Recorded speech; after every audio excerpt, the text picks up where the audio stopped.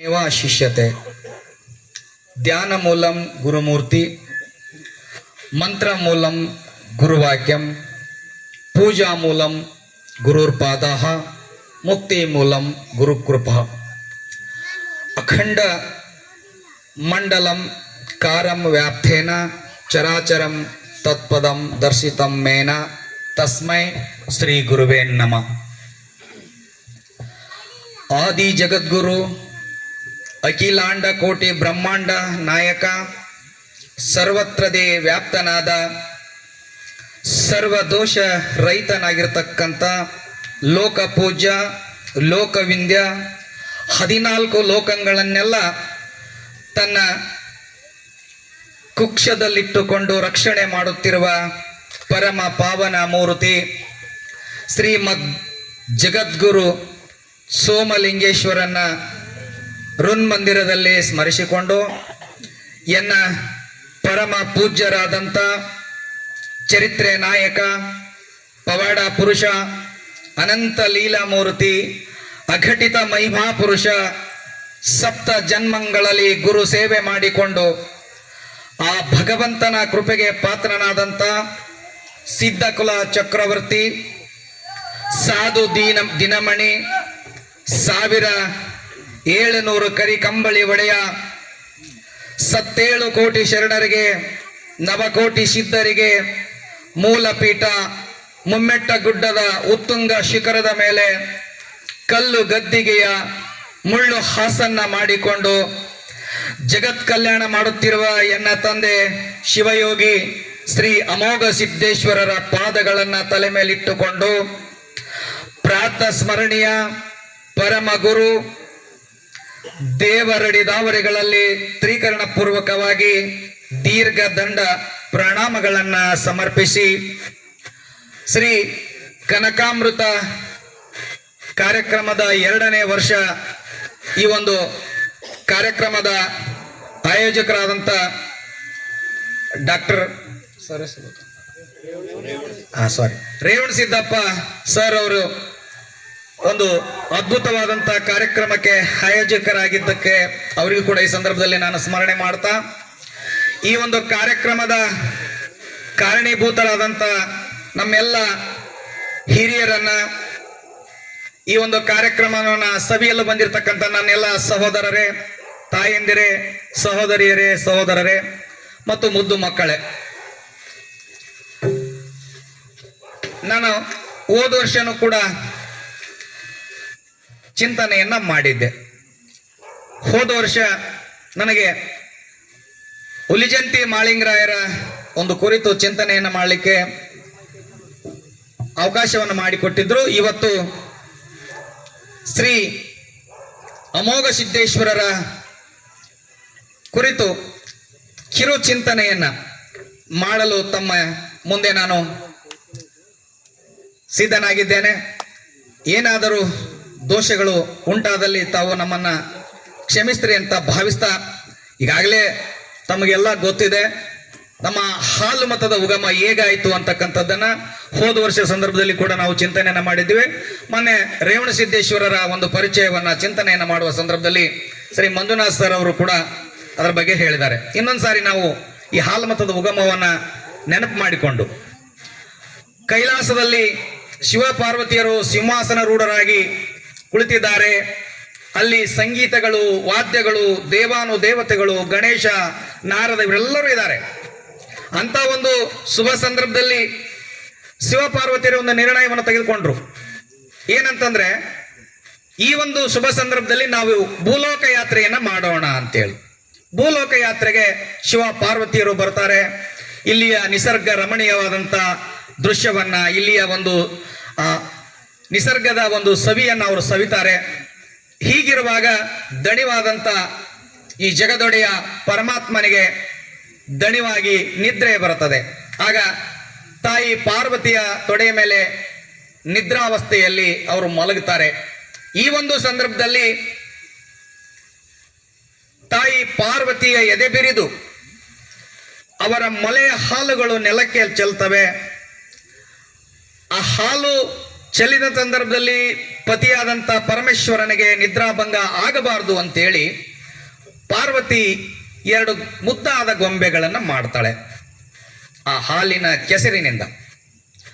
ಎಚ್ಚರವಾದಂಥ ಪರಮಾತ್ಮ ಮುದ್ದು ಗೊಂಬೆಗಳನ್ನು ನೋಡಿ ಬಹಳ ಖುಷಿ ಪಡ್ತಾನೆ. ಆಗ ಪಾರ್ವತಿ ಶಿವನಲ್ಲಿ ಅರಿಕೆಯನ್ನು ಮಾಡಿಕೊಳ್ತಾಳೆ, ಈ 2 ಗೊಂಬೆಗಳಿಗೆ ನೀವು ಜೀವಕಳೆಯನ್ನು ತುಂಬ್ರಿ ಅಂತೇಳಿ. ಆ 2 ಮುದ್ದು ಗೊಂಬೆಗಳಿಗೆ ಜೀವಕಳೆಯನ್ನು ತುಂಬಿ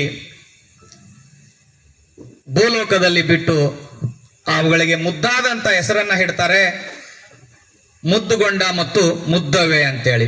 ಈ ಮುದ್ದುಗೊಂಡ ಮುದ್ದವೆಯರ ಒಂದು ವಂಶದಿಂದ ಪ್ರಾರಂಭವಾದಂಥ ಒಂದು ವಂಶವೇ ನಮ್ಮ ಹಾಲುಮತ. ಹಾಲುಮತದ ಬಳ್ಳಿ ಬಹಳಷ್ಟು ವಿಸ್ತಾರವಾಗಿರ್ತಕ್ಕಂಥದ್ದು ಮತ್ತು ಬಹಳ ಪ್ರಾಚೀನವಾಗಿರ್ತಕ್ಕಂಥದ್ದು.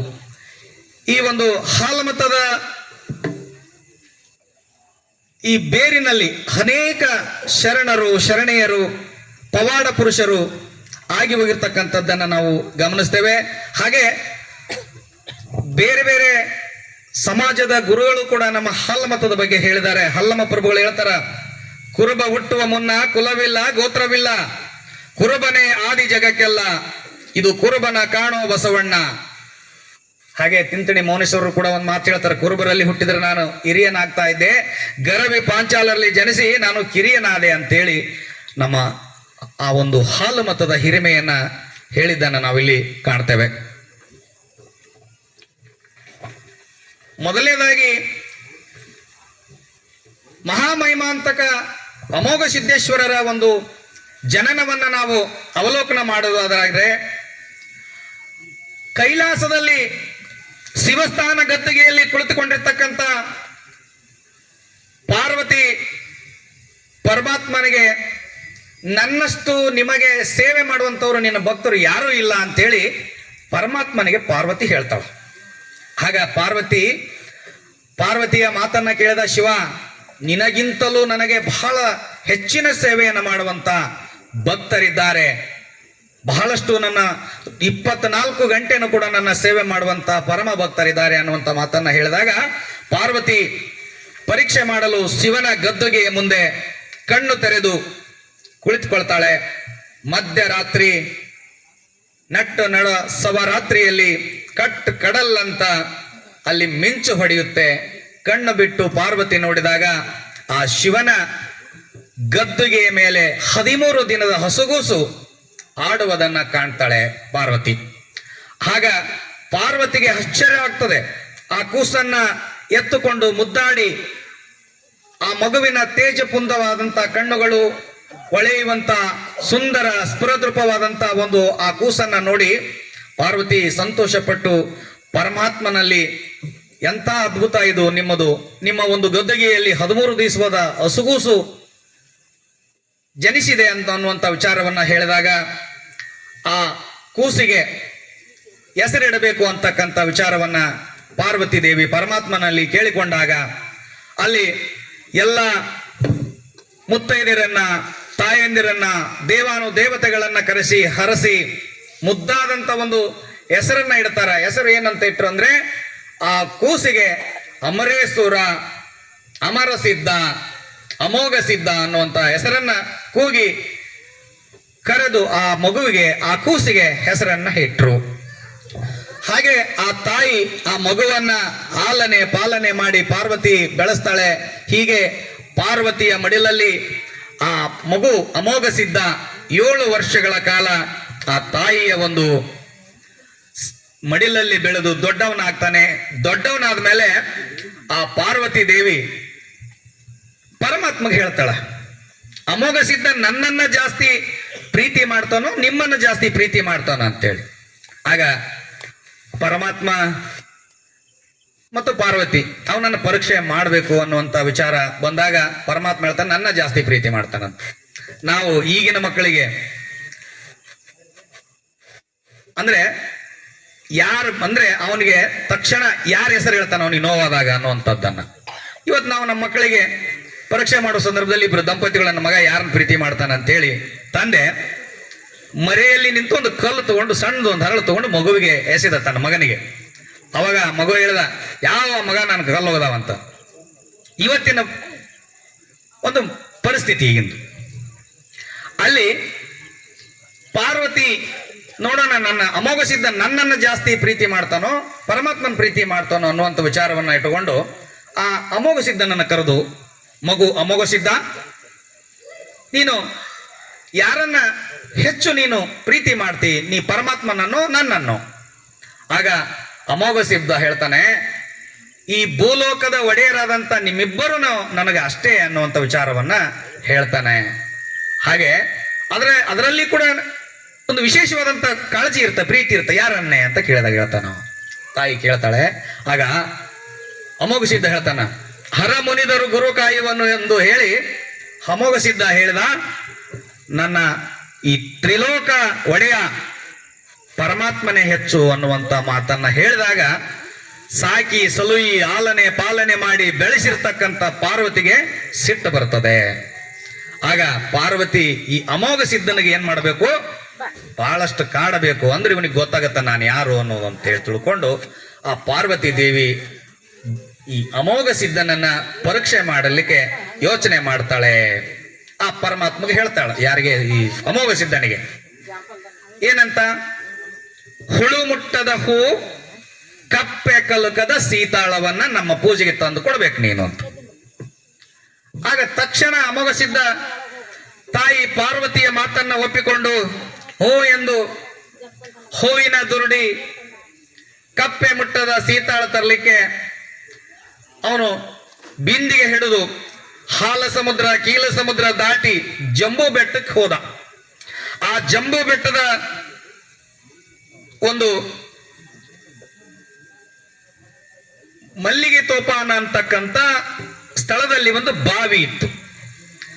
ಆ ಬಾವಿಯ ಇಣುಕಿ ಹಾಕಿ ಅಮೋಘ ಸಿದ್ಧ ನೋಡಿದ, ಇದು ನಮ್ಮ ತಾಯಿಗೆ ಕಪ್ಪೆ ಕಲಕದ ಜಲ ಇದೆ, ಪ್ರಶಸ್ತವಾದಂತ ಒಂದು ಸೀತಾಳ ಅಂದ್ರೆ ನೀರನ್ನು ತೆಗೆದುಕೊಂಡು ಹೋಗಬೇಕು ಅಂತೇಳಿ ಆ ಬಾವಿಗೆ ಇಳಿಲಿಕ್ಕೆ ಹೋಗ್ತಾನೆ. ಅಲ್ಲಿ 7 ಎಡೆಯ ಸರ್ಪ ಆ ಬಾವಿಗೆ ಕಾವಲುಗಾರನಾಗಿರ್ತಾನೆ.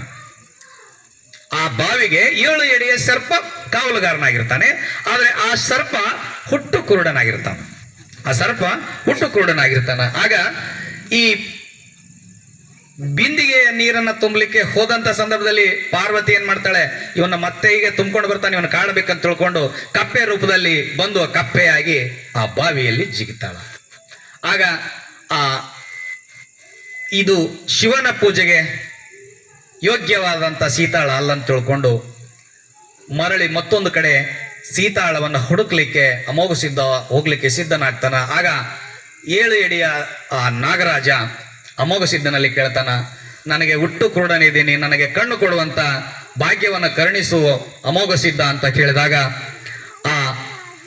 ಯಾರು ಆ 7 ಎಡಿ ನಾಗರ ಹಾವಿನ ತಲೆ ಮೇಲೆ ಕೈ ಆಡಿಸಿದ ಅಮೋಘ ಸಿದ್ಧ ಆ ನಾಗರಾಜನಿಗೆ ಕಣ್ಣನ್ನ ದೊರಕಿಸಿಕೊಡ್ತಾನೆ. ಆಗ ಆ ನಾಗರಾಜ ಹೇಳ್ತಾನ, ನಿನ್ನ ಸೇವೆಯನ್ನು ಮಾಡ್ಲಿಕ್ಕೆ ನನಗೆ ಅವಕಾಶ ಕೊಡು ಅಮೋಘ ಸಿದ್ಧ ಅಂತ ಹೇಳಿದಾಗ, ಈಗ ಇಲ್ಲಿ ಬೇಡ, ಈ ಶಿವಲೋಕದಲ್ಲಿ ಬೇಡ, ನೀನು ಮರ್ತ್ಯ ಲೋಕದಲ್ಲಿ ಅಂದ್ರೆ ಭೂಲೋಕದಲ್ಲಿ ಬಂದು ನನ್ನ ಸೇವೆ ಮಾಡಕಂತ. ಏನಂತ, ನೀನು ಮುಂದೆ ನರಟ್ಟಿ ನಾಗರಾಯ ಆಗಿ ಬಾ, ಆಗ ನಾನು ನಿನ್ನಲ್ಲಿ ಬಂದು ನಿನ್ನ ಮಗಳನ್ನ ಮದುವೆ ಆಗ್ತೀನಿ, ಆವಾಗ ನನ್ನ ಸೇವೆಯನ್ನ ನೀನು ಮಾಡಕಂತಿ ಅನ್ನುವಂಥ ಮಾತನ್ನ ಹೇಳಿ ಮತ್ತೆ ಆ ಹುಳು ಮುಟ್ಟದ ಹೂವನ್ನ ಕಪ್ಪೆ ಮುಟ್ಟದ ಸೀತಾಳವನ್ನು ತರಲಿಕ್ಕೆ ಮತ್ತೆ ಮುಂದೆ ಸಾಗ್ತಾನೆ ಅಮೋಘ ಸಿದ್ಧ. ಹಾಗೆ ಮುಂದೆ ಹೋಗ್ತಿರ್ಬೇಕಾದ್ರೆ ಅಲ್ಲಿ 7 ಜನ ಜಕ್ಕಣಿಯರಿದ್ರು ದಾರಿಯಲ್ಲಿ. ಆ ಜಕ್ಕಣಿಯರು ಈಗ ಅಡ್ಡ ಬಂದು ನಿಂತು, ನೀವು ಯಾರು, ಎಲ್ಲಿ ಹೊಂಟಿದ್ದೀರಿ, ಏಕೆ ಬಂದಿದ್ದೀರಿ ಅಂತ ಕೇಳಿದಾಗ ಅಮೋಘ ಸಿದ್ಧ ಇದ್ದ ವಿಷಯವನ್ನ ಹೇಳ್ತಾನೆ. ಇವನ ಒಂದು ಮಹಿಮೆಯನ್ನ ಕೇಳಿದಂತ ಆ ಜಕ್ಕಣಿಯರು, ನಮಗೂ ಕೂಡ ನಿಮ್ಮ ಜೊತೆ ಸೇವೆ ಮಾಡ್ಲಿಕ್ಕೆ ಅವಕಾಶ ಕೊಡಿ ಅಂತ ಹೇಳಿದಾಗ ಆ ಅಮೋಘ ಸಿದ್ಧ, ಈ ಲೋಕದಲ್ಲಿ ಬೇಡ, ನೀವು ಭೂಲೋಕದಲ್ಲಿ ಬಂದು 7 ಜನ ಜಕ್ಕಣಿಯರಾಗಿ ಅಲ್ಲಿ ಸೇವೆಯನ್ನ ಮಾಡುವಿರಿ ಅಂತ ಹೇಳಿ ಮುಂದೆ ಹೋಗಿ ಆ ಹುಳು ಮುಟ್ಟದ ಹೂ ಕಪ್ಪೆ ಮುಟ್ಟದ ಸೀತಾಳ ಹುಡುಕ್ತಾ ಹೋಗ್ತಾನೆ. ಅಲ್ಲಿ ತನ್ನ ಹಸ್ತಪಾದದಿಂದ ಬನ್ನಿ ಕಾಳಿ ಮರದ ಕೆಳಗಡೆ ಆ ನೀರನ್ನ ಸೃಷ್ಟಿ ಮಾಡಿ, ಅಂದ್ರೆ ಸೀತಾಳವನ್ನ ಸೃಷ್ಟಿ ಮಾಡಿ ಬಿಂದಿಗೆಯನ್ನ ತುಂಬಿಕೊಂಡು ಮುಂದೆ ಚಕ್ಕರ ಲೋಕಕ್ಕೆ ಹೋಗ್ತಾನ. ಅಂದ್ರೆ ಅಲ್ಲಿ ಹುಳು ಮುಟ್ಟದ ಹೂವನ್ನು ಒಯ್ಬೇಕು. ಸೀತಾಳ ಏನೋ ತುಂಬಿಕೊಂಡ. ಹುಳು ಮುಟ್ಟದ ಹೂವನ್ನ ತರಲಿಕ್ಕೆ ಚಕ್ಕರ ಲೋಕಕ್ಕೆ ಹೋದ. ಅಲ್ಲಿ ಒಂದು ದೊಡ್ಡ ತೋಟ ಇತ್ತು, ಹೂಗಳು ಸುಂದರವಾದಂತ ಹೂಗಳು ಅರಳಿ ನಿಂತಂತ ತೋಟ. ಆದ್ರೆ ಆ ತೋಟಕ್ಕೆ ಆ ಶಿವನ ಚಕ್ರ ಕಾವಲು ಇತ್ತು. ಆ ಹೂವನ್ನ ಮುಟ್ಟಬೇಕಾದ್ರೆ ಆ ಚಕ್ರ ನಿಲ್ಲಬೇಕು, ಇಲ್ಲದೆ ಇದ್ರೆ ಅದು ಚಕ್ರ ಒಳಗಡೆ ಬೀಳ್ತಾ ಇರಲಿಲ್ಲ. ಆಗ ಶಿವನ ಧ್ಯಾನ ಮಾಡಿ ಶಿವನನ್ನ ಒಲಿಸಿಕೊಂಡು ಶಿವನಿಗೆ ಪರಿಪರಿಯಾಗಿ ಕೇಳಿಕೊಂಡು ಆ ಚಕ್ರ ಆಗ ಅದು ನಿಲ್ತದೆ. ಅಲ್ಲಿರ್ತಕ್ಕಂಥ ಹುಳು ಮುಟ್ಟದ ಹೂವನ್ನ ಕಿತ್ತುಕೊಂಡು ತಾಯಿ ಪಾರ್ವತಿಯ ಪೂಜೆಗೆ ಮುಂದೆ ಸಾಗ್ತಾನೆ. ಆಗ ಪಾರ್ವತಿಗೆ ಮತ್ತೆ ಹೊಳಿತದ, ಇವ ಇಷ್ಟೆಳ್ಳು ತಗೊಂಡು ಬಂದ, ನನ್ನ ಪರೀಕ್ಷೆಯಲ್ಲಿ ಈಗಾಗಲೇ ಏನ್ ಮಾಡಿದ, ಮುಂದೆ ಸಾಗಿದ, ಇವನಿಗೆ ಇನ್ನೂ ಕಾಡ್ಬೇಕಂತ ತಿಳ್ಕೊಂಡು ಆ 7 ಸಮುದ್ರವನ್ನ ಅವನ ಮೇಲೆ ಬಿಡುವಂತ ಕೆಲಸವನ್ನ ತಾಯಿ ಪಾರ್ವತಿ ಮಾಡ್ತಾಳೆ. ಆಗ ಅವೆಲ್ಲವನ್ನು ದಾಟಿ ಆ 7 ಸಮುದ್ರವನ್ನು ಕೂಡ ಅದರ ಅಲೆಗಳನ್ನು ಕೂಡ ದಾಟಿ ಮುಂದೆ ಹೋಗ್ತಾನೆ. ಆಗ ಪಾರ್ವತಿ ಇನ್ನೂ ಒಂದು ಪರೀಕ್ಷೆ ಕೊಡ್ತಾಳೆ. ಅಲ್ಲಿ ಹಾವಿನ ಹಿಂಡನ್ನ ಪಾರ್ವತಿ ಅಮೋಘ ಸಿದ್ಧನಡಿಗೆ ಕಳಿಸ್ತಾಳೆ. ಎಡಗಡೆ ಬಂದಂತ ಹಾವನ ಎಡಕೈಯ ಕಡಗವನ್ನ ಮಾಡ್ಕೊಳ್ತಾನೆ. ಬಲಕ್ಕೆ ಬಂದಂತ ಹಾವನ್ನ ಎಡಗೈ ಕಡಗವನ್ನ ಮಾಡ್ಕೊಳ್ತಾನೆ. ಮುಂದೆ ಬಂದಂತ ಹಾವನ್ನ ತಲೆಯ ಶಿಂಬೆಯನ್ನಾಗಿ ಮಾಡಿಕೊಂಡು ಮುಂದೆ ಸಾಗ್ತಾನ. ಆಗ ಮತ್ತೆ ಮುಂದೆ ಇನ್ನೂ ಒಂದು ಚೇಳಿನ ಹಿಂಡನ್ನ ತಾಯಿ ಪಾರ್ವತಿ ಬಿಡ್ತಾಳೆ ಇವನ್ನ ಪರೀಕ್ಷೆ ಮಾಡಲಿಕ್ಕೆ. ಎಡಕ್ಕೆ ಬಂದಂತ ಚೇಳನ್ನ ಎಡ ಉಂಗುರವನ್ನ ಮಾಡಿಕೊಂಡು, ಬಲಕ್ಕೆ ಬಂದ ಚೇಳನ್ನ ಬಲ ಉಂಗುರವನ್ನ ಮಾಡಿಕೊಂಡು, ಮುಂದೆ ಬಂದಂತ ಚೇಳನ್ನ ಕುಂಡಲ ಅರಳು ಮಾಡಿಕೊಂಡು ಮುಂದೆ ಸಾಗುವಂತ ಕೆಲಸವನ್ನ ಅಮೋಘ ಸಿದ್ಧ ಮಾಡ್ತಾನೆ. ಹಾಗೆ ಇನ್ನೂ ಮತ್ತೆ ಪಾರ್ವತಿ ಸುಮ್ಮನೆ ಆಗೋದಿಲ್ಲ, ಇವನ್ ನಿನ್ನ ಬಿಡಬಾರ್ದು, ಇವ ನನ್ನ ಮಾತು ಮೀರಿ ನನ್ನ ಬಗ್ಗೆ ಇದನ್ ಮಾಡ್ಯಾನ ಅಂತ ತಿಳ್ಕೊಂಡು ಮತ್ತೆ ಆ ತಾಯಿ ಪಾರ್ವತಿ ಆದಿ ಬಾಳಕಾದೇವಿ ಅನ್ನುವಂತ ಒಬ್ಬ ಮಹಿಳೆಯನ್ನ, ಒಬ್ಬ ರೂಪವತಿಯನ್ನಾಗಿ ಮಾಡಿ ಅವನು ಮುಂದೆ ಕಳಿಸ್ತಾಳ. ಆ ಬಾಳಕಾದೇವಿ ಅಮೋಘ ಸಿದ್ಧನ ಮುಂದೆ ಹೋಗಿ ನನ್ನನ್ನು ಮದುವೆಯಾಗು ಅಂತೇಳಿ ಬಹಳಷ್ಟು ಅವನನ್ನು ಒಲಿಸಿಕೊಳ್ಳುವಂತ ಪ್ರಯತ್ನವನ್ನ ಆ ಬಾಳಕಾದೇವಿ ಮಾಡ್ತಾಳೆ. ಆಗ ಅವನು, ಈಗ ನಾನು ಮದುವೆಯಾಗೋದಿಲ್ಲ, ನೀನು ಭೂಲೋಕದಲ್ಲಿ ನರಟ್ಟಿ ನಗರಾಯನ ಮಗಳಾಗಿ ಪದ್ಮಾವತಿಯಾಗಿ ಅಲ್ಲಿ ಬಂದು ನಾನು ನಿನ್ನ ಮದುವೆ ಆಗ್ತೀನಿ ಅಂತ ಹೇಳಿ ಮುಂದೆ ಹೋಗ್ತಾನೆ. ಮತ್ತೆ ಆ ದೇವಿನ ಗಂಡ 7 ಕ್ವಿಂಟಲ್ ತೊಣಪನ್ನ ಕೈಯಲ್ಲಿ ಹಿಡ್ಕೊಂಡು ನಿಂತಿರ್ತಕ್ಕಂಥ ಭೂತಾಳ ಸಿದ್ಧ ಎದುರುಗಡೆ ನಿಲ್ತಾನೆ. ಇವರಿಗೆ ಮತ್ತೆ ಮುಂದೆ ಬಿಡಲ್ಲ, ಇವ್ರನ್ನ ಅವರ ಹಾದಿಯನ್ನ ತಡೆದು 3 ಏಟನ್ನ ಆ ಅಮೋಘ ಸಿದ್ಧನಿಗೆ ಆ ಭೂತಾಳ ಸಿದ್ಧ ಹೊಡಿತಾನೆ. ಆದ್ರೆ ಅಮೋಘ ಸಿದ್ಧನಿಗೆ ಯಾವುದೇ ನೋವಾಗೋದಿಲ್ಲ, ಖುಷಿ ಆಗತ್ತ. ಏನ್ ಹೇಳ್ತಾನ ಭೂತಾಳ ಸಿದ್ಧನಿಗೆ, ನನಗೆ ಬಹಳಷ್ಟು ದಣಿವಾಗಿತ್ತು, ನಾನು ಬಹಳ ಸುತ್ತಾಡಿ ತಿರುಗಾಡಿ ಬಂದಿದ್ದೆ, ನನಗ ದಣಿವು ಕಡಿಮೆ ಆಯಿತು ನಿನ್ನ ಹೇಟಿನ ಹೊಡೆತಕ್ಕೆ ಅಂದಾಗ ಭೂತಾಳ ಸಿದ್ಧ, ನನ್ನ ಹೊಡೆತಕ್ಕೆ ಈ ಲೋಕದಲ್ಲಿ ಉಳಿದವರೇ ಯಾರಿಲ್ಲ, ನೀನು ನನ್ನ ಹೊಡೆತವನ್ನ ತಾಳ್ಕೊಂಡೆ ಅಂದ್ರೆ ನೀನೊಬ್ಬ ಶ್ರೇಷ್ಠ ವ್ಯಕ್ತಿಯೇ, ಶ್ರೇಷ್ಠ ಯೋಗಿಯೇ ಅಂತ ತಿಳ್ಕೊಂಡು ಅವನು ಕೂಡ ಅವನಿಗೆ ಶರಣಾಗತನಾಗಿ ಅವನು ನಿನ್ನ ಸೇವೆಯನ್ನು ಮಾಡಿಕೊಳ್ಳಿಕ್ಕೆ ನನಗೆ ಅವಕಾಶ ಮಾಡಿಕೊಡು ಅನ್ನುವಂಥ ವಿಚಾರವನ್ನು ಕೂಡ ಭೂತಾಳ ಸಿದ್ಧ ಕೇಳ್ತಾನ. ಹಾಗೆ ಮತ್ತೆ ಮುಂದೆ ಹೋಗ್ತಾನೆ. ತಾಯಿ ಪಾರ್ವತಿ ಮತ್ತೊಂದು ಅಡೆತಡೆಯನ್ನು ತರ್ತಾಳಲ್ಲಿ, ಒಂದು ಬಿಳಿ ಆನೆಯನ್ನು ಕಳಿಸ್ತಾಳ ಅಡ್ಡ. ಆ ಬಿಳಿ ಆನೆ ಆ ಸೊಂಡಿಲಿಂದ ಹಿಡಿದು ಅಮೋಘ ಸಿದ್ಧನನ್ನ ಎತ್ತಿ ಒಗಿಬೇಕು ಅನ್ನುವಂಥ ಪ್ರಯತ್ನ ಮಾಡುತ್ತಾ ಆ ಆನೆಗೂ ಕೂಡ ಅಮೋಘ ಸಿದ್ಧನನ್ನ ಅಲುಗಾಡಿಸ್ಲಿಕ್ಕೆ ಸಾಧ್ಯ ಆಗೋದಿಲ್ಲ. ಆ ಆನೆ ಕೂಡ ಹೇಳುತ್ತೆ, ನೀ ಎಂತ ಅದ್ಭುತ ವ್ಯಕ್ತಿ ಇದೆಯಪ್ಪ, ನನಗೂ ಕೂಡ ನೀನು ಸೇವೆ ಮಾಡ್ಲಿಕ್ಕೆ ನೀನು ಅವಕಾಶ ಮಾಡಿಕೊಡು ಅಂತ ಹೇಳಿದಾಗ ಅಮೋಘ ಸಿದ್ಧ ಹೇಳ್ತಾನ, ಇಲ್ಲಿ ಬೇಡ, ನೀನು ಭೂಲೋಕದಲ್ಲಿ ನನ್ನ ಮಗನಾಗಿ ಬಿಳಿಯಾನಿ ಸಿದ್ಧನಾಗಿ ನಾನು ಸೇವೆ ಮಾಡೋಕಂತ ಹೇಳಿ ಮತ್ತೆ ಮುಂದೆ ಹೋಗ್ತಾನ. ಹೀಗೆ ಮುಂದೆ ಹೋಗುವಂತ ಸಂದರ್ಭದಲ್ಲಿ ಸಿಡಿಲು ಬಡಿತದೆ. ಆ ಸಿಡಿಲನ್ನು ಕೂಡ ಏನ್ ಮಾಡ್ತಾನೆ, ಛೇದಿಸಿಕೊಂಡು ಆ ಸಿಡಿಲನ್ನು ಹಿಮ್ಮೆಟ್ಟಿಸಿ ಮುಂದೆ ನಡೆದಾಗ ಆ ಸಿಡಿಲು ಕೂಡ ಹೇಳ್ತದೆ, ನನಗೂ ಕೂಡ ನಿಮ್ಗೆ ಸೇವೆ ಮಾಡ್ಕೊಳ್ಳಿಕ್ಕೆ ಅವಕಾಶ ಮಾಡಿಕೊಡು ಅಂದಾಗ, ಇಲ್ಲಿ ಬೇಡ, ನೀನು ಭೂಲೋಕದಲ್ಲಿ ನನ್ನ ಮಗನಾಗಿ ಆಚಾರ ಮುತ್ಯ ಸೋಮಣ್ಣ ಮುತ್ಯ ಆಗಿ ನನ್ನ ಮಗನಾಗಿ ನೀನು ಜನಸಕಂತಿ ಅಂತ ಹೇಳಿ ಮತ್ತೆ ಮುಂದೆ ಹೋಗ್ತಾರೆ. ಹಾಗೆ ಹೋದಂತ ಅಮೋಘ ಸಿದ್ಧ ಪೂಜೆಯನ್ನ ಮಾಡುವಲ್ಲಿಕ್ಕೆ ಹೋದ ಸಂದರ್ಭದಲ್ಲಿ 2 ಜ್ಯೋತಿಗಳು ಕೂಡ ಮಾಯವನ್ನ ಮಾಡ್ತಾಳೆ ಪಾರ್ವತಿ ಪೂಜೆ ಮಾಡೋ ಸಂದರ್ಭದಲ್ಲಿ. ಆಗ ಪಾರ್ವತಿಗೆ ಕೇಳ್ತಾನ, ತಾಯಿ ನಿನ್ನನ್ನು ದಯವಿಟ್ಟು ನೀನು ಕಾಡಬೇಡ, ನಾನು ಈ ಜ್ಯೋತಿಗಳು ಹಾಗೆ ಇರಲಿ, ನೀವು ನಾನು ಈ ಜ್ಯೋತಿಯ ಒಂದು ಹೆಸರಿನಲ್ಲಿ ನಾನು ನನ್ನ ಮೂರನೇ ಮಗನಿಗೆ ಹೆಸರನ್ನ ಇಡ್ತೀನಿ ಅಂತ ಹೇಳಿ ಕೇಳಿದಾಗ ಪಾರ್ವತಿ ಆ ಜ್ಯೋತಿಯನ್ನ ಒತ್ತಿಸ್ತಾಳೆ. ಹಾಗೆ ಗುಗ್ಗಳವನ್ನ ಹೊರಡಿಸ್ಲಿಕ್ಕೆ ಹೋಗ್ತಾನೆ ಅಮೋಘ ಸಿದ್ಧ. ಗುಗ್ಗಳವನ್ನ ಹೊರಡಿಸ್ಲಿಕ್ಕೆ ಹೋದಂತ ಸಂದರ್ಭದಲ್ಲಿ ಅದು ಕೂಡ ಹಾರ್ತದ. ಪಾರ್ವತಿಗೆ ಬೇಡಿ, ತಾಯಿ ನಿನಗ ನನ್ನ ಮಗಳ ಹೆಸರಿಡ್ತೀನಿ ರೇಬಕವ್ವ ಅಂತೇಳಿ ದಯವಿಟ್ಟು ಆ ಗುಗ್ಗಳವನ್ನ ಒತ್ತಿಸುವಂತ ಬೇಡಿಕೊಂಡಾಗ ಪಾರ್ವತಿ ಇವನ ಒಂದು ಭಕ್ತಿಗೆ, ಇವನ ಒಂದು ನಿಷ್ಠೆಗೆ, ಇವನ ಒಂದು ಏನು ಆ ಒಂದು ಛಲ ಇತ್ತಲ್ಲ, ಆ ಪಾರ್ವತಿ ಪರಮಾತ್ಮರ ಸೇವೆ ಮಾಡಲಿಕ್ಕೆ ಎಂತ ಕಷ್ಟಗಳನ್ನು ಸಹಿಸಿಕೊಳ್ಳಿಕ್ಕೆ ಸಿದ್ಧನಾಗಿರ್ತಕ್ಕಂಥ ಒಂದು ವಿಚಾರವನ್ನ ತಿಳಿದಂತ ಪಾರ್ವತಿ ಮತ್ತು ಪರಮಾತ್ಮ ಈ ಅಮೋಘ ಸಿದ್ಧನ ಒಂದು ಸೇವೆಗೆ ಹೊಲಿದು ಅವನಿಗೆ ಆಶೀರ್ವಾದವನ್ನ ಮಾಡಿ, ನೀನು ಭೂಲೋಕದಲ್ಲಿ ಇಲ್ಲಿ ಕೈಲಾಸದಲ್ಲಿ ಸಾಕು ನಿನ್ನ ಆಟ, ನೀನು ಭೂಲೋಕದಲ್ಲಿ ಮಾನವರ ಆಟವನ್ನ ಪ್ರಾರಂಭಿಸು ಅಂತ ಹೇಳಿ ಆ ಅಮೋಘ ಸಿದ್ಧನಿಗೆ ವರವನ್ನ ಕೊಡ್ತಾರೆ. ಏನೇನು ವರವನ್ನು ಕೊಡ್ತಾರಪ್ಪ ಅಂತಂದ್ರೆ, ಹೇಮದ ಕಂಬಳಿ, ನೇಮದ ಬೆತ್ತ, ಭಂಡಾರ ಭರಣಿ ಮತ್ತು ನಂದಿಯನ್ನ ಅಮೋಘ ಸಿದ್ಧನ ಜೊತೆಗೆ ಕಳಿಸಿಕೊಡ್ತಾರೆ. ಹಾಗೆ ಪರಮಾತ್ಮ ಭೂಲೋಕದಲ್ಲಿ ಕೂಡ ಗುರು ಗೌರಿ ಸೋಮಲಿಂಗನಾಗಿ ಮಕಣಾಪುರದಲ್ಲಿ ಬಂದು ನೆಲೆ ನಿಂತು ಅಮೋಘ ಸಿದ್ಧನಿಗೆ ಮಾರ್ಗದರ್ಶನ ಮಾಡ್ತಕ್ಕಂಥದ್ದು ಕೂಡ ನಾವು ಈ ಸಂದರ್ಭದಲ್ಲಿ ಕಾಣಬಹುದು. ಹಾಗೆ ಆ ಹೋಮದ ಕಂಬಳಿ, ನೇಮದ ಬೆತ್ತ, ಭಂಡಾರದ ಭರಣಿ, ನಂದಿಯ ಜೊತೆಗೆ ಆ ಭೂತಾಳ ಸಿದ್ಧನನ್ನು ಕೂಡ ಪರಮಾತ್ಮ ಕಳುಹಿಸಿದ, ಅವನ ಪ್ರಧಾನಿಯಾಗಿ, ಅಮೋಘ ಸಿದ್ಧನಿಗೆ ಪ್ರಧಾನಿಯಾಗಿ. ಹೀಗೆ ಆ ಪಾರ್ವತಿಯ ಹೃದಯವನ್ನ ಗೆದ್ದು ಭೂಲೋಕಕ್ಕೆ ಬಂದಂತ ಅಮೋಘ ಸಿದ್ಧ ಎಲ್ಲಿಗೆ ಬರ್ತಾನಂತಂದ್ರೆ, 3 ಊರುಗಳ ಸೇರುವಂತ ಒಂದು ಜಾಗ. ಯಾವ್ಯಾವ ಊರು ಅಂತಂದ್ರೆ ಅದು ಅರಿಕೇರಿ, ಜಾಲ್ವಾದಿ, ಸಿದ್ದಾಪುರ.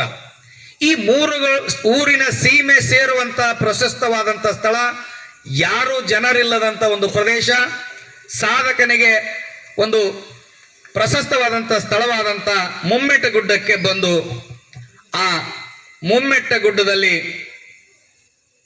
ಹಗ್ಗ, ಕೋಲು, ಸೂತ್ರ, ದಾರಗಳಿಲ್ಲದಂತ ಅಂತರ ಡೇರೆ ಹೊಡೆದು ಕಲ್ಲು ಹಾಸಿಗೆ ಮೇಲೆ ಮುಳ್ಳು ಗದ್ದಿಗೆ ಮಾಡಿ ಸಾಧನೆಯಲ್ಲಿ ಅಮೋಘ ಸಿದ್ಧ ತೊಡಗಿಕೊಳ್ತಾನೆ.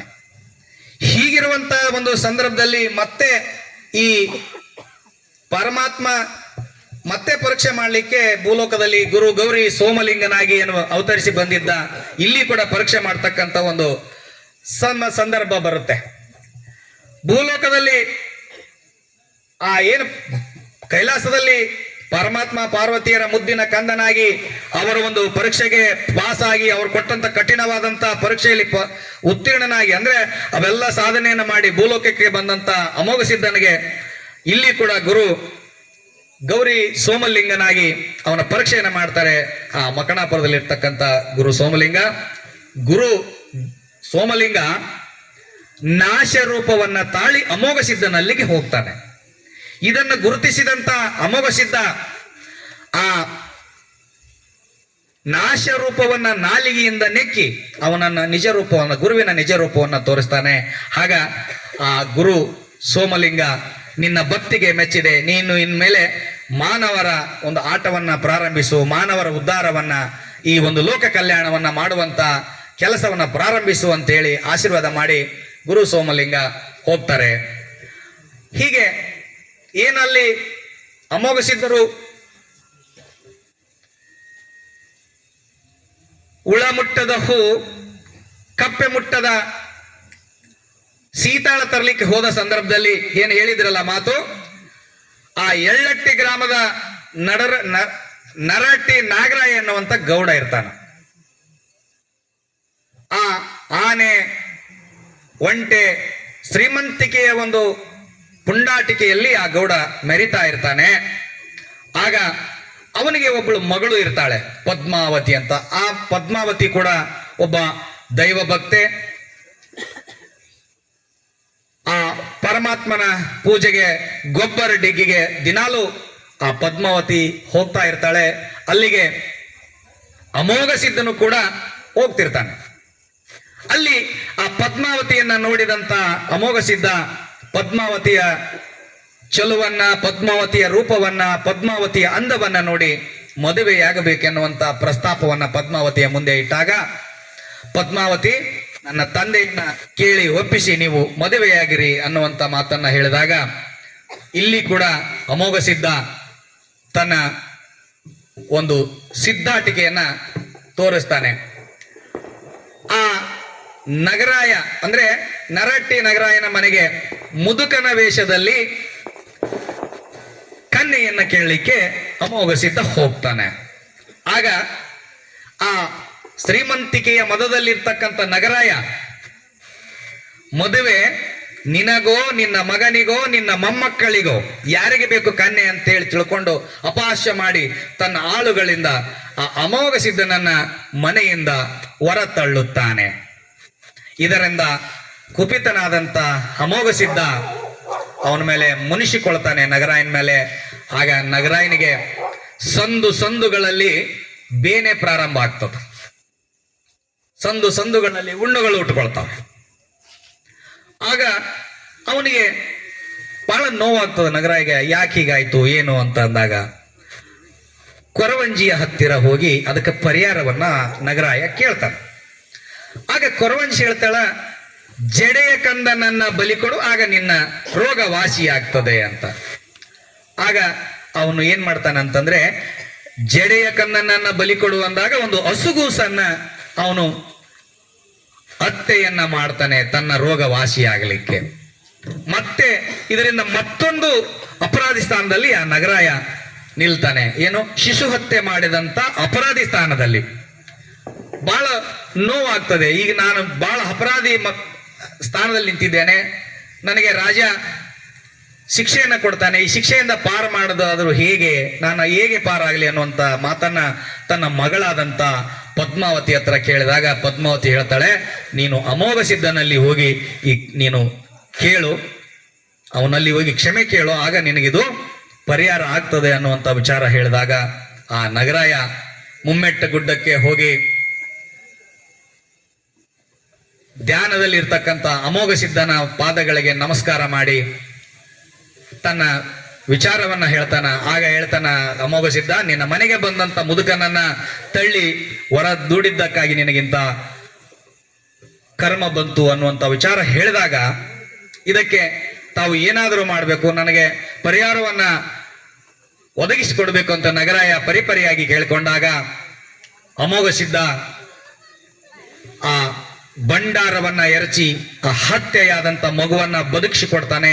ಆಗ ಇವರ ಪಾದವನ್ನು ಹಿಡ್ಕೊಂಡಂತ ನಗರಾಯ, ನನ್ನ ಮಗಳನ್ನ ನಿಮಗ ಮದುವೆ ಮಾಡಿ ಕೊಡ್ತೀನಿ ಅನ್ನುವಂತ ಒಪ್ಪಿಗೆಯನ್ನು ಕೊಟ್ಟು ಬರ್ತಾನೆ.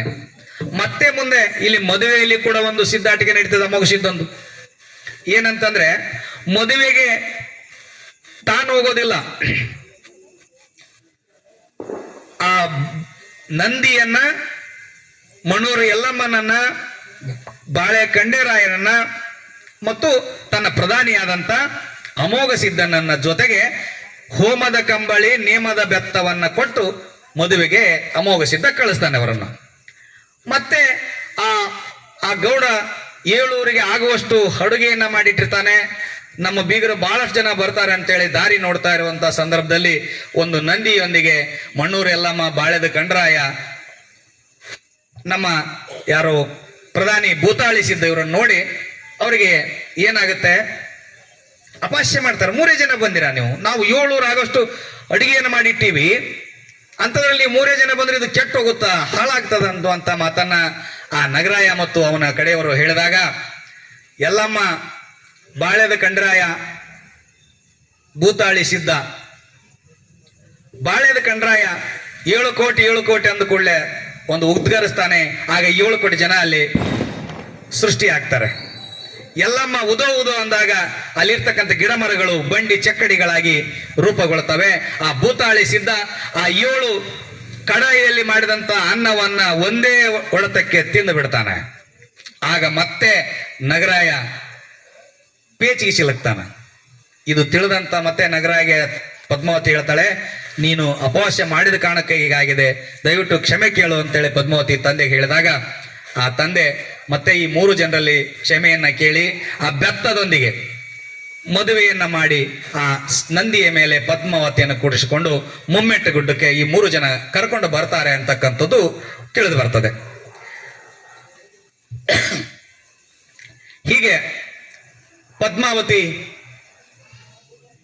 ಆ ಗಂಡನ ಸೇವೆಯನ್ನ ಮಾಡಿಕೊಂಡು ಪತಿಯ ಸೇವೆಯನ್ನ ಮಾಡಿಕೊಂಡು ಇರಬೇಕಾದ್ರೆ ಆ ಅಮೋಘ ಸಿದ್ಧ 3 ಪುಣ್ಯದ ಮಕ್ಕಳನ್ನ ಪಡ್ಕೊಳ್ತಾನೆ ಅಂತಕ್ಕಂಥದ್ದು ಇಲ್ಲಿ ತಿಳಿದು ಬರ್ತದ. 3 ಪುಣ್ಯದ ಮಕ್ಕಳ ಬಗ್ಗೆ ಇಲ್ಲಿದೆ. ಆ ಅಹಮದ್ ನಗರದ ಭೀಮರಾಯನ ಮಗ, ಅಹಮದ್ ನಗರ ಮಹಾರಾಷ್ಟ್ರದಲ್ಲಿ ಇರ್ತಕ್ಕಂಥ ಅಹಮದ್ ನಗರ, ಅಲ್ಲಿವರೆಗೆ ಅಂದ್ರೆ ಇವರು ಅಮೋಘ ಸಿದ್ಧರು ಸಂಚಾರವನ್ನ ಮಾಡ್ತಾ ಇದ್ರು ಅಂತಕ್ಕಂಥದ್ದು ಗೊತ್ತಾಗತ್ತ. ಆ ಅಹಮದ್ ನಗರದ ಆ ಭೀಮರಾಯನ ಮಗ ಮಂಗರಾಯ ಅಂತಕ್ಕಂಥವನ್ನು ಕೂಡ ಪುಣ್ಯದ ಮಗನಾಗಿ ಪಡ್ಕೊಂಡಿದ್ರಂತ. ಹಾಗೆ ಗೋಕಾಕ್ ಸಮೀಪದ ಕೆಮ್ಮನಕೋಲ ಗುರುಸಿದ್ದಗೌಡ ಮತ್ತು ಗುರುಬಾಯಿಯರ ಮಗನಾದಂತ ಮಲಕಾರಿ ಸಿದ್ದನ್ನು ಕೂಡ ಪುಣ್ಯದ ಮಗನನ್ನಾಗಿ ಪಡ್ಕೊಂಡಿದ್ರು. ಇನ್ನೊಬ್ಬ 3ನೇ ಮಗ ಇದ್ದ, ಸೊಲ್ಲಾಪುರದ ಮಾಳಸಿರಸ ತಾಲೂಕಿನ ನಾತೆಪೋತೆ ಗ್ರಾಮದ ಅಬಗೊಂಡನ ಮಗನಾದಂತ ಮಾದಣ್ಣನ 3ನೇ ಪುಣ್ಯದ ಮಗನಾಗಿ ಅಮೋಘ ಸಿದ್ಧ ಪಡ್ಕೊಂಡಿದ್ದ ಅಂತಕ್ಕಂಥದ್ದು ತಿಳಿದು ಬರ್ತದೆ. ಇಲ್ಲಿ 3ನೇ ಮಗ ಯಾರು ಮಾದಣ್ಣನನ್ನ ತನ್ನ ಮಗನನ್ನಾಗಿ ಪಡ್ಕೊಂಡಂಥದ್ದು ಬಹಳ ರೋಚಕವಾದಂಥ ಕತೆ ಅಮೋಘ ಸಿದ್ಧನ್. ಇಲ್ಲಿ ಕೂಡ ಅಮೋಘ ಸಿದ್ಧ ತನ್ನ ಸಿದ್ಧಾಟಿಕೆಯನ್ನ ತೋರಿಸ್ತಾನೆ. ಆ ಸೊಲ್ಲಾಪುರದ ಜಿಲ್ಲೆಯ ಮಾಳಸಿರಸ ತಾಲೂಕಿನ ನಾತೆಪೋತೆಯಲ್ಲಿ ಅಬುಗೊಂಡ ಮತ್ತು ಸುಗದೇವಿ ಅಂತಕ್ಕಂಥ ಆ 2 ದಂಪತಿಗಳಿರ್ತಾರೆ. ಅವ್ರ ಹತ್ರ 700 ಕಿಲ್ಲಾರಗಳಿರ್ತಾವೆ. ಕಿಲ್ಲಾರ ಅಂದ್ರೆ ಹಸುಗಳು, ಕಿಲ್ಲಾರಗಳಂದ್ರೆ ಹಸುಗಳು. ಆ ಸಂದರ್ಭದಲ್ಲಿ ಆ ನಾತೆಪೋತೆಗೆ ಬರಗಾಲ ಬಂದು ಆ ಹಸುಗಳಿಗೆ ನೀರು ಮೇವು ಇಲ್ಲದಂತ ಪರಿಸ್ಥಿತಿ ನಿರ್ಮಾಣ ಆಗ್ತದ. ಆ ಸಂದರ್ಭದಲ್ಲಿ ಅಬುಗೊಂಡ ತಮ್ಮ ಕಿಲ್ಲಾರಗಳನ್ನ ಹೊಡ್ಕೊಂಡು ಮೇವು ನೀರನ್ನ ಶೋಧ ಮಾಡ್ತಾ ಈ ಬಿಜಾಪುರ ಜಿಲ್ಲೆಯ ಇಂಡಿ ತಾಲೂಕಿನ ಗೊಳಗಿ ಗೋವಿಂದಪುರ ಅಂತಕ್ಕಂಥ ಗ್ರಾಮಕ್ಕೆ ಬರ್ತಾರೆ. ಗೊಳಗಿ ಗೋವಿಂದಪುರ ಅಂದ್ರೆ ಇವತ್ತಿನ ಚಡ್ಚಣ, ಆ ಭೀಮಾ ನದಿಯ ದಂಡೆಯಲ್ಲಿರ್ತಕ್ಕಂಥ ಒಂದು ಊರು. ಆ ಊರಿಗೆ ಬಂದು ದಂಪತಿಗಳು ಅಲ್ಲಿ ತಮ್ಮ ಕಿಲ್ಲಾರಗಳನ್ನ ಮೇಯಿಸಿಕೊಂಡು ಆರಾಮವಾಗಿರ್ತಾರೆ. ಆದ್ರೆ ಅವ್ರಿಗೆ ಒಂದು ಕೊರಗಿರ್ತದೆ. ಏನು ಅಂತಂದ್ರೆ ಅವರಷ್ಟು ಶ್ರೀಮಂತರಿದ್ರು, ಅವ್ರ ಹತ್ರ ಬಹಳಷ್ಟು ಕಿಲ್ಲಾರಗಳಿದ್ದು ಅಂದ್ರೂ ಕೂಡ ಅವರಿಗೆ ಮಕ್ಕಳು ಇರಲಿಲ್ಲ. ಆ ಸುಗದೇವಿಗೆ ಒಂದು ದಿನ ಹೊಳೆಯ ದಂಡೆಗೆ ನೀರು ತುಂಬಲು ಹೋದಾಗ ಅಲ್ಲಿರ್ತಕ್ಕಂಥ ಮಹಿಳೆಯರು, ಮಕ್ಕಳಿಲ್ಲದ ಬಂಜೆ, ನೀನು ನೀರನ್ನ ತುಂಬಬೇಡ ಎಂದು ಹೀಯಾಳಿಸಿ ಆ ಸುಗದೇವಿಗೆ ನೀರು ತುಂಬಲಿಕ್ಕೆ ಅವಕಾಶ ಮಾಡಿ ಕೊಡುವುದಿಲ್ಲ. ಆಗ ಸುಗದೇವಿ ಅಬಗೊಂಡನ ಹತ್ರ ಬಂದು ತನ್ನ ನೋವನ್ನ, ತನಗಾದಂತ ಅವಮಾನವನ್ನ ಹೇಳಿ, ನಮಗೆ ಮಕ್ಕಳಾಗೋದಿಲ್ಲ, ನಾವು ಆತ್ಮಹತ್ಯೆ ಮಾಡ್ಕೊಳ್ಳೋಣ ಅಂತ ತಿಳ್ಕೊಂಡು ಆತ್ಮಹತ್ಯೆ ಮಾಡ್ಕೊಳ್ಳುವಂತ ಪ್ರಯತ್ನವನ್ನು ಮಾಡ್ತಾರೆ. ಅನೇಕ ದೇವರಲ್ಲಿ ಅವರು ಆ ಸೊನ್ನಲಿಗೆ ಸಿದ್ದರಾಮನ ಹತ್ರ ಹೋಗಿರ್ತಾರೆ, ಸಿದ್ದರಾಮೇಶ್ವರ ಹತ್ರ. ಆ ಸಿದ್ದರಾಮೇಶ್ವರ ಹೇಳಿದ್ರೆ ನಿಮಗೆ ಸಂತಾನ ಭಾಗ್ಯನೇ ಇಲ್ಲ ಅಂತೇಳಿ. ಆಗ ಒಬ್ಬ ಕೊರವಂಜಿ ಇವರಿಗೆ ಬಂದು ಹೇಳ್ತಾಳ, ನೀವು ಅಮೋಘ ಸಿದ್ಧನಲ್ಲಿ ಹೋಗ್ರಿ, ಹುಟ್ಟು ಬಂಜೆಯರಿಗೆ ತೊಟ್ಟಿಲ ಭಾಗ್ಯ ನೀಡುವ ಭಾಗ್ಯದಾತ ಅಮೋಘ ಸಿದ್ಧ ಅದನ, ಅಮೋಘ ಸಿದ್ಧನಲ್ಲಿ ನೀವು ಹೋಗ್ರಿ, ನಿಮಗ ಒಂದು ಮಕ್ಕಳ ಭಾಗ್ಯವನ್ನ ಕೊಡ್ತಾನ ಅಂತ ಕೊರವಂಜಿ ಹೇಳಿದಾಗ ಆ ಅಬುಗೊಂಡ ಸುಗದೇವಿ ಮುಮ್ಮೆಟ್ಟು ಗುಡ್ಡಕ್ಕೆ ಹೋಗಿ ಅಮೋಘ ಸಿದ್ಧನಲ್ಲಿ ಮಕ್ಕಳ ಭಾಗ್ಯವನ್ನ ಕರುಣಿಸಲಿಕ್ಕೆ ಪರಿಪರಿಯಾಗಿ ಬೇಡಿಕೊಳ್ತಾರೆ. ಅಮೋಘ ಸಿದ್ಧ ಒಂದು ಕರಾರನ್ನ ಮಾಡಿ ಅವರಿಗೆ ಮಕ್ಕಳ ಭಾಗ್ಯವನ್ನ ಕರುಣಿಸುವಂತ ಒಂದು ಸಿದ್ಧಾಂತವನ್ನ ಅವರಿಗೆ ಮಂತ್ರಿಸಿಕೊಡ್ತಾನೆ. ದಾರಿಯಲ್ಲಿ ಬರುವಾಗ 2 ಸಿದ್ಧಾಂತದಲ್ಲಿ ಒಂದು ಸಿದ್ಧಾಂತ ಅದು ಕೈ ಜಾರಿ ಹೋಗುತ್ತೆ, ಒಂದು ಉಳ್ಕೊಂತದೆ. ಅದರಿಂದ ಒಬ್ಬ ಮಗ ಜನಿಸ್ತಾನೆ. ಅಂದ್ರೆ ಒಬ್ಬ ಮಗನನ್ನ ನನ್ನ ಶಿಷ್ಯನಾಗಿ ಬಿಡಬೇಕು ಅಂತ ಕರಾರು ಮಾಡಿ ಹೇಳಿ ಕಳಿಸಿರ್ತಾನೆ ಅವರಿಗೆ. ಆದ್ರೆ ಒಂದು ದಾರಿಯಲ್ಲಿ ಕೈ ಜಾರಿ ಹೋಗಿಬಿಟ್ಟಿರ್ತದೆ. ಆದ್ರೆ ಒಂದು ಮಗು ಜನಿಸ್ತದೆ. ಆ ಮಗುವಿನ ಹೆಸರು ಏನಂತ ಹೇಳ್ತಾರಪ್ಪ ಅಂದ್ರೆ ಮಾದಣ್ಣ ಅಂತೇಳಿ. ಆ ಅಬಗೊಂಡ ಹೆಂಡತಿಗೆ ಹೇಳ್ತಾನೆ ಸುಗದೇವಿಗೆ, ನಾವು ನಮ್ಮ ಮಗನನ್ನ 7 ವರ್ಷ ಆದ್ಮೇಲೆ ನಾವು ಅಮೋಘ ಸಿದ್ಧನಲ್ಲಿ ಸೇವೆಗೆ ಬಿಡ್ತೀವಿ ಅಂತ ಹೇಳಿ ಬಂದೀವಿ, ನಾವು ಬಿಡಬೇಕು ಅಂತ ಒತ್ತಾಯ ಅಬಗೊಂಡ ಮಾಡ್ತಾನ. ಆದ್ರೆ ಹೆಂಡತಿ ಸುಗದೇವಿ ಅದಕ್ಕೆ ಒಪ್ಪೋದಿಲ್ಲ. ಆಗ ಅಮೋಘ ಸಿದ್ಧನಿಗೆ ಈ ದಂಪತಿಗಳು ಮಾತನ್ನ ತಪ್ಪಿದ್ರು ಅಂತ ಗೊತ್ತಾಗಿ ಆ 7 ಜನ ಜಕಣಿಯರನ್ನ ಕಳಿಸಿ ಆ ಕೆರೆಯಲ್ಲಿ ಆಟ ಆಡುವ ಆ ಮಾದಣ್ಣನನ್ನ ಕೆರೆಯಲ್ಲಿ ಮುಳುಗಿಸುವಂತ ಒಂದು ಕೆಲಸವನ್ನ ಮಾಡ್ತಾನೆ. ಆಗ ಎಷ್ಟು ಹುಡುಕಾಡಿದ್ರು ಕೂಡ ಮಾದಣ್ಣ ಆ ದಂಪತಿಗಳಿಗೆ ಸಿಗೋದಿಲ್ಲ. ಮತ್ತೆ ಅವರಿಗೆ ಅರಿವಾಗುತ್ತ, ನಾವು ಅಮೋಘ ಸಿದ್ಧನ ಮಾತನ್ನ ತಪ್ಪಿದೀವಿ, ವಾಕ್ಯವನ್ನ ತಪ್ಪಿ ನಡೆದೀವಿ, ಹೀಗಾಗಿ ನಮಗೀಗಾಗಿದೆ ಅಂತ ತಿಳ್ಕೊಂಡು ಅಮೋಘ ಸಿದ್ಧನಲ್ಲಿ ಹೋಗ್ತಾರೆ. ಅಮೋಘ ಸಿದ್ಧ ಅಲ್ಲಿ ಕೂಡ ಒಂದು ಸಿದ್ಧಾಟಿಕೆಯನ್ನ ಮಾಡ್ತಾನೆ. ಆ ಕೆರೆಯ ದಂಡೆ ಮೇಲೆ ನಿಂತು ತಂದೆಗೆ ಅಪಗೊಂಡು ಹೇಳ್ತಾನೆ, ನೀ 3 ಸಾರಿ ನಿನ್ನ ಮಗನನ್ನ ಕರೆ ಬರ್ತಾನ ಅಂತ. ಆದ್ರೆ ತಂದೆ ಕರೆದಾಗ ಬರುವುದಿಲ್ಲ. ಆಗ ಅಮೋಘ ಸಿದ್ಧ ಭಂಡಾರವನ್ನ ಚಿಮ್ಮಡಿಸಿ ಒಂದೇ ಸಾರಿ ಮಾದಣ್ಣ ಅಂದಾಗ ಆ ಮಗು ಅಮೋಘ ಸಿದ್ಧನ ತೊಡೆಯ ಮೇಲೆ ಬಂದು ಕುಳಿತುಕೊಳ್ತಾನೆ. ಆ ಮಾದಣ್ಣ ಮುಂದೆ ತನ್ನ ತಂದೆಯ ಸೇವೆಯನ್ನು ಮಾಡಲಿಕ್ಕೆ ಮುಮ್ಮೆಟ್ಟು ಗುಡ್ಡಕ್ಕೆ ಬರ್ತಾನ. ಹೀಗಿರುವಂತ ಸಂದರ್ಭದಲ್ಲಿ ತಾಯಿ ಪದ್ಮಾವತಿಯ ಇವ್ರು 3 ಜನ ಇದ್ರು, ಮಂಗರಾಯ ಮತ್ತು ಏನು 3 ಜನ ಪುಣ್ಯದ ಮಕ್ಕಳು ಇದ್ರಲ್ಲ, ಆ ಪುಣ್ಯದ ಮಕ್ಕಳಲ್ಲಿ ಸಣ್ಣ ಮಾದಣ್ಣ. ಈ ಮಾದಣ್ಣ ತಾಯಿ ಸೇವೆ ಮಾಡಿಕೊಂಡು ಅಣ್ಣಂದಿರು ಹಿಂಡಿದಂತ ಹಾಲನ್ನ ಸಾಗಿಸುವ ಕೆಲಸ ಮಾಡ್ತಾ ಇದ್ದ.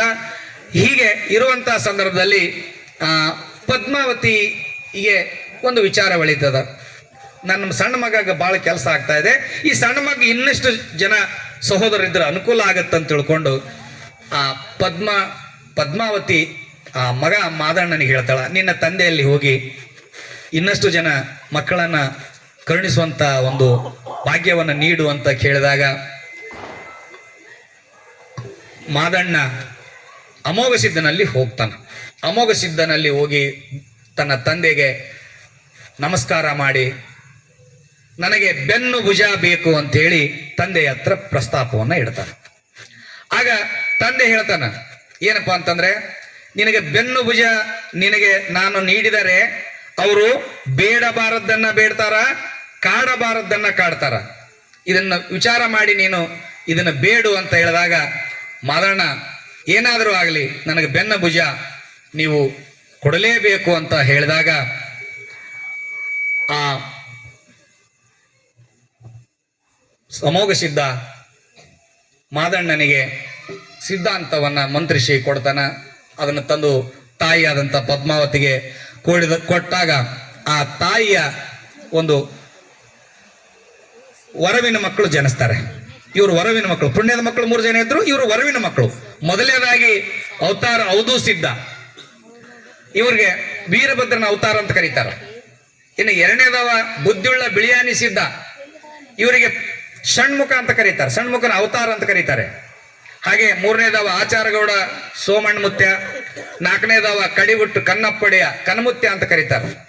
ಇವರಿಗೆ ಗಣಪತಿಯ ಒಂದು ಅವತಾರ ಅಂತೇಳಿ ನಾವು ಭಾವಿಸ್ತೀವಿ. ಗಣಪತಿ ಅವತಾರದ ಒಂದು ರೂಪದಲ್ಲಿ ಇವರು ಜನಿಸಿದ್ರು ಅಂತಕ್ಕಂಥದ್ದು ತಿಳಿದು ಬರುತ್ತಾ.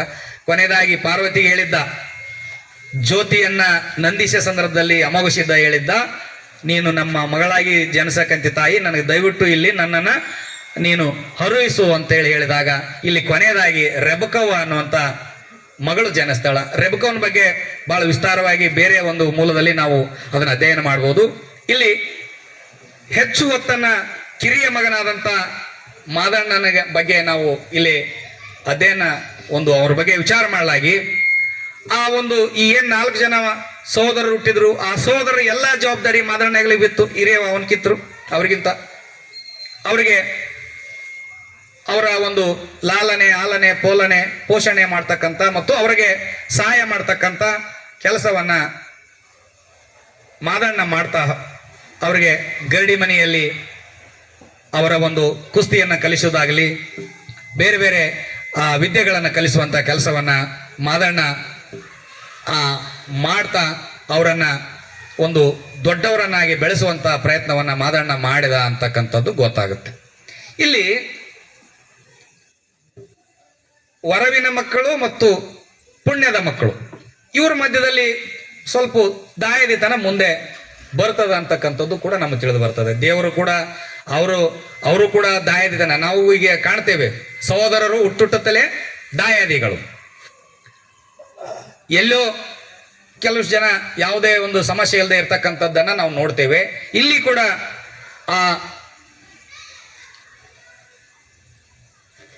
ಏನು 4 ಜನ ವರವಿನ ಮಕ್ಕಳು ಜನಿಸಿದ್ರು. ಅದರಲ್ಲಿ ಯಾರು ಅಂತಂದ್ರೆ ಔದು ಸಿದ್ಧ ಮತ್ತು ಬುದ್ಧಾಳ ಬಿಳಿಯಾನಿ ಸಿದ್ಧ. ಆನೆಗೆ ಮಾತು ಕೊಟ್ಟಿದ್ದ ಅಮೋಘ ಸಿದ್ಧ, ಬಿಳಿಯಾನಿ ಸಿದ್ಧ ಅಂತ ಹುಟ್ಟಿದಲ್ಲಿ. ಇವರಿಬ್ರು ತಾಯಿ ಪದ್ಮಾವತಿಯಲ್ಲಿ ಹೋಗಿ ನಾವು ಈ ನಾಡ ಸಾಧನೆ, ದೇಶ ಸಾಧನೆ, ಭಕ್ತರ ಸಾಧನೆಯನ್ನ ಮಾಡ್ಲಿಕ್ಕೆ ಹೋಗ್ತೀವಿ ಅಂತೇಳಿ ತಾಯಿ ಪದ್ಮಾವತಿಯನ್ನು ಇವ್ರು ಕೇಳ್ತಾರ. ನನ್ನ ಕೇಳಿದ್ರೆ ನಾನು ನಿಮಗೆ ಅದರ ಅವಕಾಶವನ್ನು ಕೊಡುವಂತ ಶಕ್ತಿ ನನ್ನಲ್ಲಿ ಇಲ್ಲ. ನಿಮ್ಮ ತಂದೆಯಾದಂಥ ಯಾರು ಮುಮ್ಮೆಟ್ಟಗುಡ್ಡದಲ್ಲಿರ್ತಕ್ಕಂಥ ಅಮೋಘ ಸಿದ್ಧನನ್ನು ನೀವು ಕೇಳ್ರಿ.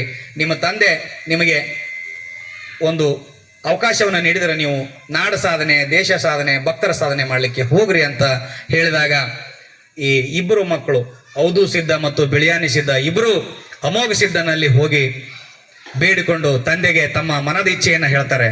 ನಾವು ದೇಶ ಸಾಧನೆ ಮಾಡಬೇಕು, ನಾಡು ಸಾಧನೆ ಮಾಡಬೇಕು, ಭಕ್ತರ ಸಾಧನೆ ಮಾಡ್ಲಿಕ್ಕೆ ಹೋಗ್ತಾ ಇದ್ವಿ, ನಮಗೆ ನೀವು ಅರಸಿ ನಮ್ಮನ್ನು ಆಶೀರ್ವಾದ ಮಾಡಿ ಕಳಿಸ್ರಿ ಅಂತೇಳಿ ಕೇಳಿದಾಗ ಅವರು ಅಮೋಘ ಸಿದ್ಧರು ಹೇಳ್ತಾರೆ, ಅರಣ ಕೆರೆಯಿಂದ ಕೆರೆಯಲ್ಲಿ ಮುಳುಗಿರ್ತಕ್ಕಂಥ ರಥವನ್ನ ನೀವು ಮೇಲಕ್ಕೆ ತೆಗೀರಿ ಮೊದಲು, ಆಮೇಲೆ ನೀವು ದೇಶ ಸೇವೆ ಮಾಡ್ಲಿಕ್ಕೆ ಹೋಗುವಿರಿ ಅಂತ ಹೇಳಿದಾಗ ಆ ಔದು ಸಿದ್ಧ ಮತ್ತು ಬಿಳಿಯಾನಿ ಸಿದ್ಧ ರಂಗ ಕುಂಭವನ್ನ ಸಿದ್ಧ ಮಾಡಿ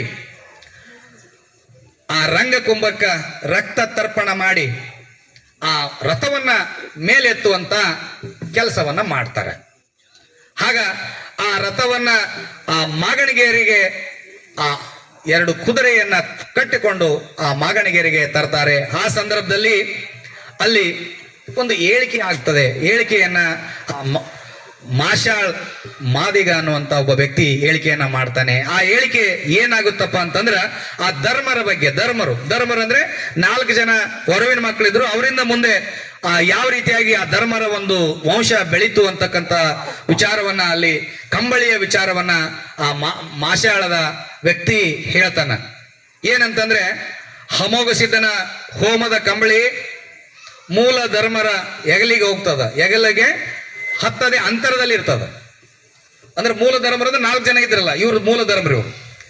ಅವ ಹೇಳಿಕೆ ಹೇಳ್ತಾನ, ಈ ಅಮೋಘ ಸಿದ್ಧನ ಏನು ಕಂಬಳಿ ಇದೆ, ಹೋಮದ ಕಂಬಳಿ, ಇದು ಅವರ ಹೆಗಲಿಗೆ ಹೋಗುದಿಲ್ಲ, ಅಂತರದಲ್ಲಿ ಇರ್ತದಂತ. ಇನ್ನ ಆ 4 ಜನ ಧರ್ಮರಿಗೆ 21 ಧರ್ಮರು ಹುಟ್ಟುತ್ತಾರೆ. 4 ಜನ ಧರ್ಮರಿಗೆ 21 ಜನ ಧರ್ಮರು ಹುಟ್ಟುತ್ತಾರ. ಅವ್ರ ಕಾಲಕ್ಕ ಕಂಬಳಿ ಹೆಗಲ ಮೇಲೆ ಬರ್ತದ ಅಂತ ಹೇಳ್ತಾನ. ಹಾಗೆ 21 ಧರ್ಮರ ಒಂದು ಅವರಿಗೆ 101 ಧರ್ಮರು ಹುಟ್ಟುತ್ತಾರ. ಆಗ ಕಂಬಳಿ ನಡೆದ ಸುತ್ತ ಹಿಡ್ಕೊಳ್ತದ ಅಂತೇಳಿ ಹೇಳಿಕೆಯನ್ನು ಹೇಳ್ತಾನ. ಕೊನೆಯದಾಗಿ ಆ 101 ಧರ್ಮರಿಗೆ ಹುಟ್ಟುವಂತ 1700 ಧರ್ಮರಿಗೆ ಬರುವಷ್ಟರಲ್ಲಿ ಅವರು ಕಂಬಳಿಯನ್ನ ತಮ್ಮ ಕೆಳಗಡೆ, ಕುಂಡಿಯ ಕೆಳಗಡೆ ಹಾಕೊಂಡು ಕೂಡ್ತಾರ ಅನ್ನುವಂತ ಹೇಳಿಕೆಯನ್ನ ಮಾಡಿದಾಗ, ಅದೇ ಹೇಳಿಕೆ ಪ್ರಕಾರ ಈ ಧರ್ಮರ ಒಂದು ವಂಶ ಪಾರಂಪರೆ, ಇದು ಒಂದು ಸಂಪ್ರದಾಯ ಬೆಳೀತು ಅಂತಕ್ಕಂಥದ್ದನ್ನ ನಾವು ಕಾಣಬಹುದು. ಇಲ್ಲಿ ಈ ಒಂದು ರಥವನ್ನ, ಆ ಕೆರೆಯ ರಥವನ್ನ ಮೇಲೆ ತಂದು ಮಾಗಣಿಗೆರೆಗೆ ಸಾಗಿಸಿದಂತ ಔದಾನಿ ಸಿದ್ಧ ಮತ್ತು ಔದು ಸಿದ್ಧ ಇವರು ತಂದೆಯಲ್ಲಿ ಹೋಗ್ತಾರೆ. ನಮಗೆ ತಾವು ದೇಶ ಸಾಧನೆ, ನಾಡು ಸಾಧನೆ, ಭಕ್ತರ ಸಾಧನೆ ಮಾಡಲಿಕ್ಕೆ ಆಶೀರ್ವಾದ ಮಾಡಬೇಕು ಅಂತ ಮತ್ತೆ ಹೋದಾಗ ಆ ತಂದೆಯಾದಂತ ಅಮೋಘ ಸಿದ್ಧ ಹೇಳ್ತಾನ, ಮೇಲು ದಿಕ್ಕಿಗೆ ಹೋದ್ರೆ, ಮೇಲು ದಿಕ್ಕು ಅಂದ್ರೆ ಇಲ್ಲಿ ಪಶ್ಚಿಮ ದಿಕ್ಕು, ನೀವು ಪಶ್ಚಿಮ ದಿಕ್ಕಿಗೆ ಹೋದ್ರೆ ನಿಮಗೆ ಗೌಡಿಕಿ ಸಿಗುತ್ತದ. ನೀವು ಪಶ್ಚಿಮ ದಿಕ್ಕು ಅಂದ್ರೆ ಮೇಲು ದಿಕ್ಕು ಅಂದ್ರೆ ಪಶ್ಚಿಮ ದಿಕ್ಕು, ಪಶ್ಚಿಮ ದಿಕ್ಕಿಗೆ ಹೋದ್ರೆ ನಿಮಗೆ ಗೌಡಿಕಿ ಸಿಗುತ್ತದ. ಇನ್ನು ಗಂಗಿ ದಿಕ್ಕು ಅಂದ್ರೆ ಉತ್ತರ ದಿಕ್ಕು. ಆ ಉತ್ತರ ದಿಕ್ಕಿಗೆ ಹೋದ್ರೆ ಭಕ್ತರ ಸಾಧನೆಯನ್ನ ನೀವು ಮಾಡ್ತೀರಿ, ಆ ಒಂದು ದಿಕ್ಕಿಗೆ ಹೋದ್ರ. ಇನ್ನ ತಳನಾಡು ಅಂದ್ರೆ ಪೂರ್ವಕ್ಕೆ ಹೋದ್ರೆ ನಿಮಗೆ ದೇಶ ಸಾಧನೆ ಆಗ್ತದ. ಪೂರ್ವಕ್ಕೆ ಹೋಗ್ರಿ, ನೀವು ಯಾವ ದಿಕ್ಕಿಗೆ ಹೋಗ್ತೀರಿ ವಿಚಾರ ಮಾಡ್ರಿ. ಆಮೇಲೆ ಇನ್ನೂ ಒಂದು ದಿಕ್ಕು ಉಳಿತು, ರಕ್ಕಸ ದಿಕ್ಕು ಅಂತ ಕರೀತಾರೆ ಅವ್ರು ಅಮೋಘ ಸಿದ್ಧರು. ಅದು ಯಾವ ದಿಕ್ಕು ಅಂತಂದ್ರೆ ದಕ್ಷಿಣ ದಿಕ್ಕು ಉಳಿತು. ದಕ್ಷಿಣದಲ್ಲಿ ಯಾಕೆ ಹೋಗ್ಬೇಡ್ರಿ ಅಂತ ಹೇಳ್ತಾರಂತಂದ್ರೆ, ಆ ದಕ್ಷಿಣದಲ್ಲಿ ಈ ಬಿಜಾಪುರದ ಸುಲ್ತಾನ ಆಡಳಿತ ಮಾಡ್ತಾ ಇದ್ದ. ಬಿಜಾಪುರ ಸುಲ್ತಾನ ಬಹಳ ಕ್ರೂರ ವ್ಯಕ್ತಿ ಅದ. ನಾವು ಅಲ್ಲಿ ಹೋದ್ರೆ ನಿಮಗೆ ಅವನು ಬಹಳಷ್ಟು ನಿಮ್ಮನ್ನ ಕಾಡ್ತಾನ, ನಿಮಗೆ ತೊಂದರೆಯನ್ನು ಕೊಡ್ತಾನ, ನಿಮ್ಮ ಸಾಧನೆಗೆ ಅಡ್ಡಿಪಡಿಸ್ತಾನ ಅಂತ ತಿಳ್ಕೊಂಡು ಆ ದಿಕ್ಕಿಗೆ ಹೋಗಬೇಡ ಅಂತೇಳಿ ಅಮೋಘ ಸಿದ್ಧರು ಹೇಳ್ತಾರೆ. ಆದ್ರೆ ಇಲ್ಲಿ ಈ ನಮ್ಮ ಔದಾನಿ ಸಿದ್ಧ ಮತ್ತು ಔದು ಸಿದ್ಧ ಅವರು ತಂದೆಯ ಮಾತನ್ನ ಧಿಕ್ಕರಿಸಿ ಆ ಬಿಜಾಪುರ ಸುಲ್ತಾನನ ಒಂದು ಆಸ್ಥಾನಕ್ಕೆ ಬರ್ತಾರೆ. ಆ ಆಸ್ಥಾನಕ್ಕೆ ಬಂದ ಮೇಲೆ ಆ ದ್ವಾರ ಬಾಗಿಲದ ಆ ಚಿಲಕವನ್ನ, ಕೊಂಡಿಯನ್ನ ಭಂಡಾರ ಸಿಂಪಡಿಸುವುದರ ಮೂಲಕ ಆ ಎಲ್ಲ ಕೊಂಡಿಗಳು ಕಳಚಿ ಆ ದ್ವಾರ ಬಾಗಿಲು ಓಪನ್ ಆಗುತ್ತೆ. ಒಳಗಡೆ ಹೋಗಿ ತೋಟದಲ್ಲಿ ಹೂಗಳು ಸುಂದರವಾಗಿ ಅರಳಿರ್ತವೆ. ಆ ಹೂಗಳನ್ನ ಕಿತ್ಕೊಳ್ಳಿಕ್ಕೆ ಹೋಗ್ತಾರೆ. ಅಲ್ಲಿ ಹೂಗಾರ ಮುದುಕಿ ಬಂದು ಇದು ಬಾದಶಾಹನ ಮಾತ್ರ ಹೂಗಳನ್ನ ಮುಟ್ಟಬೇಕು, ನಿಮ್ಮದಲ್ಲ ಅಂತ ಹೇಳಿದಾಗ ಆ ಹೂಗಳೆಲ್ಲವೂ ಬತ್ತುವಂತ ಇವರು ಒಂದು ಶಾಪವನ್ನು ಕೊಟ್ಟಾಗ ಎಲ್ಲ ಹೂಗಳು ಒಣಗಿ ಹೋಗ್ತವೆ. ಈ ವಿಷಯವನ್ನ ಆ ಮುದುಕಿ ಹೋಗಿ ಆ ಬಾದಶಾಹನ ಪ್ರಧಾನಿಗೆ ತಿಳಿಸಿದಾಗ ಆ ಬಾದಶಾ ಇವರನ್ನ ತಮ್ಮ ಆಸ್ಥಾನಕ್ಕೆ ಕರ್ಕೊಂಡು, ಅಂದ್ರೆ ಇವರಿಗೆ ಬಹಳಷ್ಟು ಅವಮಾನ ಮಾಡಬೇಕು, ಇವ್ರಿಗೆ ತೊಂದರೆ ಕೊಡಬೇಕು ಅಂತ ತಿಳ್ಕೊಂಡು ಅವರನ್ನ ಆಸ್ಥಾನಕ್ಕೆ ಕರೆಸ್ತಾನೆ. ಶೇಖ್ ಸೈಯದ್ ಅನ್ನುವಂತ ಒಬ್ಬ ರಾಜ ಇದ್ದವಾಗ. ಆಗ ಇವರನ್ನ ಆಸ್ಥಾನಕ್ಕೆ ಕರ್ಕೊಂಡು ಹೋಗಿ ಇವರಿಗೆ ಆ ಔದು ಸಿದ್ಧನಿಗೆ ಆ ಸರಪಣಿಯಿಂದ ಬಿಗಿದು ಕಟ್ತಾರೆ. ಬಿಳಿಯಾನಿ ಸಿದ್ಧನೊಬ್ಬನನ್ನೇ ಮಾತ್ರ ಬಿಟ್ಟಿರ್ತಾರೆ. ಆಗ ಬಿಳಿಯಾನಿ ಸಿದ್ಧ ಅಲ್ಲಿ ಕೂಡ ತನ್ನ ಸಿದ್ಧಾಟಿಕೆಯನ್ನ ತೋರಿಸ್ತಾನೆ.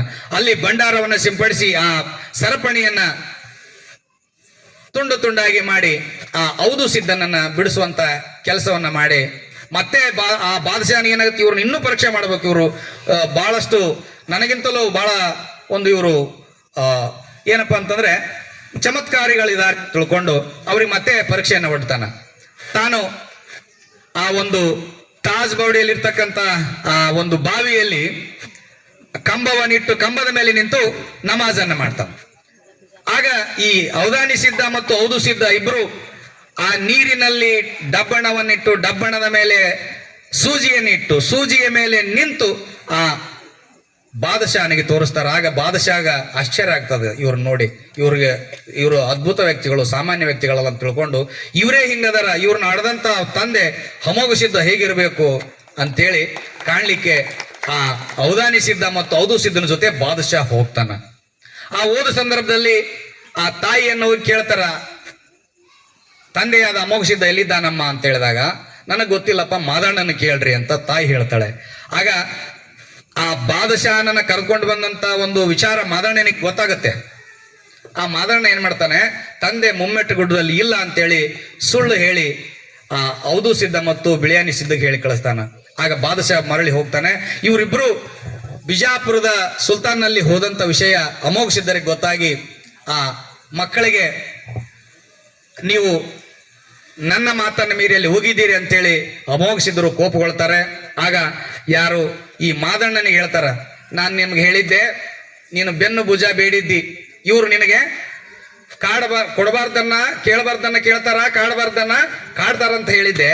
ಅವ್ರು ಹಾಗೆ ಮಾಡ್ತಾ ಇದ್ದಾರೆ. ಈಗ ನೀನ್ ಏನ್ ಮಾಡಪ್ಪ ಅಂತಂದ್ರೆ, ನೀನು ಈ ಕ್ಷೇತ್ರವನ್ನ ಬಿಟ್ಟು ನೀನು ಮುಂದೆ ಹೋಗು ಅಂತ ಹೇಳಿದಾಗ ಆ ತಾಯಿ ಪದ್ಮಾವತಿ ಹತ್ರ ಬಂದು ಪಾದಗಳಿಗೆ ನಮಸ್ಕರಿಸಿ ಮನೆಯಲ್ಲಿರ್ತಕ್ಕಂಥ ಭಂಡಾರದ ಭರಣಿಯನ್ನ ಇಸಿದುಕೊಂಡು ಹೊಳೆಯನ್ನ ದಾಟ್ಲಿಕ್ಕೆ ಮಾದಣ್ಣ ಬರ್ತಾನೆ.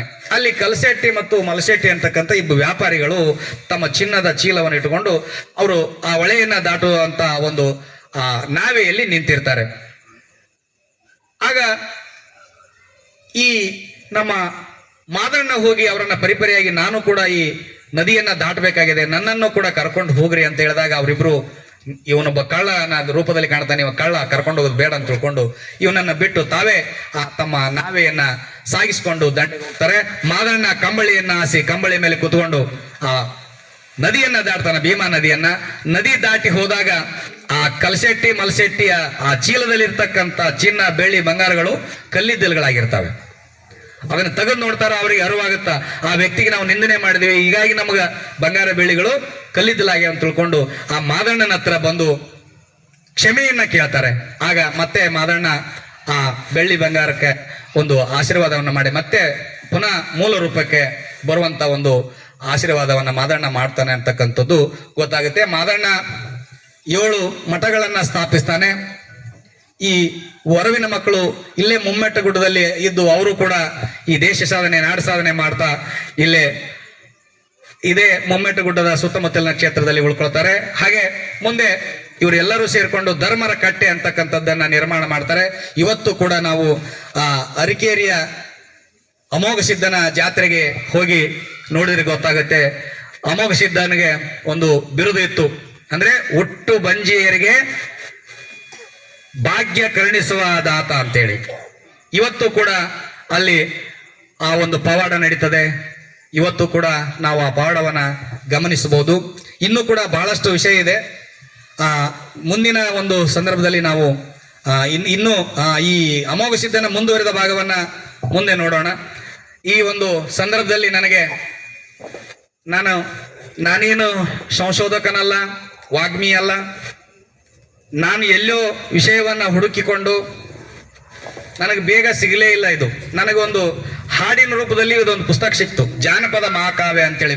ಹೌದು ಬನಸಿದ್ರು ಅನ್ನುವಂಥ ಒಬ್ಬ ಜನಪದ ಕವಿಗಳು ಬರೆದಂತ ಒಂದು ಅಮೋಘ ಸಿದ್ಧ ಜನಪದ ಮಹಾಕಾವ್ಯ ಅಂತ ಸಿಕ್ತು. ಅದರಿಂದ ನಾನು ಸ್ವಲ್ಪ ಹೇಕಿ ತೆಗೆದು ತಮ್ಮ ಮುಂದೆ ನಾನು ಅಮೋಘ ಸಿದ್ಧನ ಒಂದು ಸಂಕ್ಷಿಪ್ತವಾದಂಥ ಒಂದು ಮಾಹಿತಿಯನ್ನ, ಸಂಕ್ಷಿಪ್ತವಾದಂಥ ಅಮೋಘ ಸಿದ್ಧನ ಸಿದ್ಧಾಟಿಕೆಯನ್ನ ತಿಳಿಸಿದ್ದೇನೆ. ನನಗೆ ಮಾತನಾಡಲಿಕ್ಕೆ ಅವಕಾಶ ಕೊಟ್ಟು ನನಗೆ ಇಲ್ಲಿ ಕರೆದು ಈ ವೇದಿಕೆಯನ್ನ ಹಂಚಿಕೊಳ್ಳಿಕ್ಕೆ ಅವಕಾಶ ಮಾಡಿಕೊಟ್ಟಂತ ನಾನು ಮೊದಲನೇದಾಗಿ ನಮ್ಮ ಕನಕಾಮೃತ ವೇದಿಕೆಯ ಎಲ್ಲ ಪದಾಧಿಕಾರಿಗಳಿಗೂ ಮತ್ತು ಈ ಕನಕಾಮೃತ ಕಾರ್ಯಕ್ರಮವನ್ನ ಈ ಆಯೋಜನೆ ಮಾಡಿರ್ತಕ್ಕಂಥ ನಮ್ಮ ಡಾಕ್ಟರ್ ಸರ್ಗೂ, ಈ ಒಂದು ಕಾರ್ಯಕ್ರಮದಲ್ಲಿ ಬಹಳ ಉತ್ಸುಕತೆಯಿಂದ ತಾವೆಲ್ಲ ಭಾಗವಹಿಸ್ತಾ ಇದ್ದೀರಿ. ಇದು 2ನೇ ವರ್ಷದ ಯಶಸ್ವಿಯಾದಂಥ ಕನಕಾಮೃತ ಕಾರ್ಯಕ್ರಮ. ಬಹಳಷ್ಟು ಜನ ನೀವು ಇದನ್ನು ಶ್ರಮಪಟ್ಟು ಮಾಡ್ತಾ ಇದ್ದೀರಿ. ಬಹಳ ಒಳ್ಳೆ ಕಾರ್ಯಕ್ರಮ. ಈ ಮುಂದಿನ ದಿನಮಾನಗಳಲ್ಲಿ ಇನ್ನಷ್ಟು ವಿಸ್ತರಣೆ ಆಗಲಿ ಅನ್ನುವಂತ ಮಾತನ್ನ ಹೇಳ್ತಾ ತಮ್ಮೆಲ್ಲರಿಗೂ ಮತ್ತೊಮ್ಮೆ ವಂದಿಸಿ ನನ್ನ ಮಾತನ್ನ ಮುಗಿಸ್ತಾ ಇದ್ದೇನೆ. ನಮಸ್ಕಾರ.